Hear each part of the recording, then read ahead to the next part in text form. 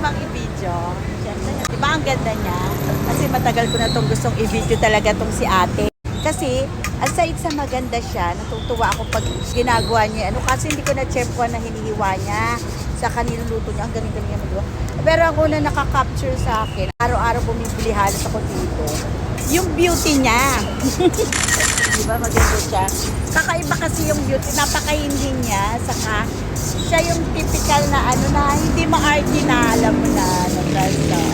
Pero, pwede bang close up? O, di ba? Ang ganda niya. Kaya di ba, galing niya maghalo ng bawang.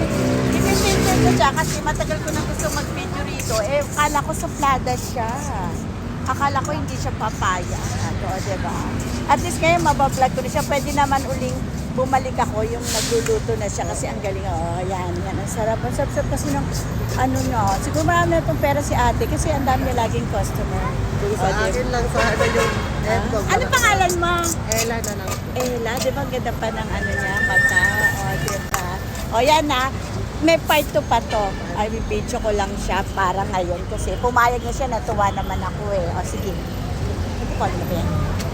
Ayan yung pangaman. Ito yung favorite ko.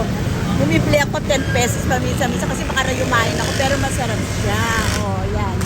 O, abangan mo na to. Ay, video ko po. Yan. Late na naman tayo. Hindi na naman pala naka-play. Alam mo na kasi matanda na yung lolo.